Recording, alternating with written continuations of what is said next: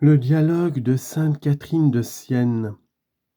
Éclaircissement sur le don de discernement. Chapitre 10. Comment Dieu exauce les saints désirs de ses serviteurs. Combien lui sont agréables ceux qui le prient et frappent avec persévérance à la porte de sa vérité. J'ai fini, ma très chère fille, d'éclaircir tes doutes.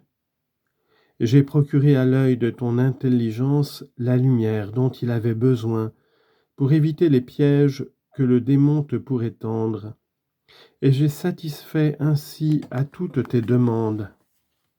Car, moi, crois-le bien, je ne méprise pas le désir de mes serviteurs.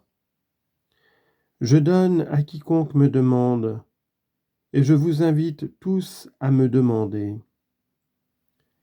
C'est me déplaire vivement que de ne pas frapper en vérité à la porte de la sagesse de mon Fils unique en suivant sa doctrine.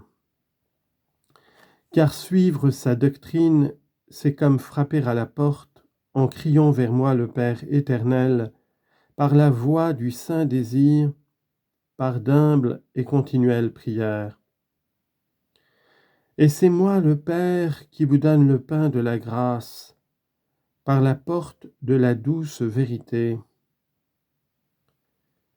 Parfois, pour éprouver vos désirs et votre persévérance, je fais semblant de ne pas vous entendre, mais je vous entends bien, et j'accorde à votre esprit ce dont il a besoin.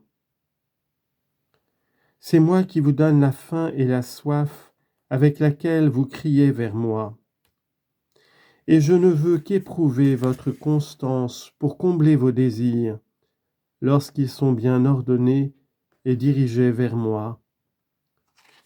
C'est à crier de la sorte que vous invite ma vérité quand elle dit « Appelez et l'on vous répondra, frappez et il vous sera ouvert, demandez et l'on vous donnera. » Matthieu chapitre 7, verset 7.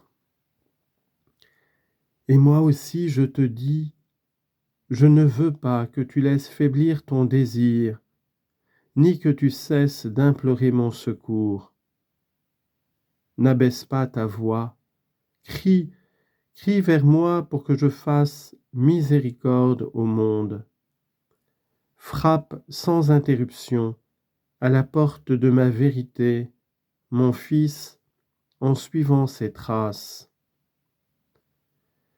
Que tes délices soient d'être avec lui sur la croix, avec pour aliment les âmes à sauver, pour la gloire et l'honneur de mon nom.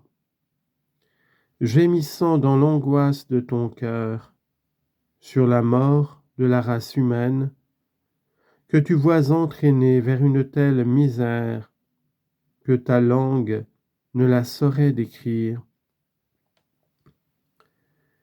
C'est par tes gémissements, c'est par tes cris que je voudrais faire miséricorde au monde.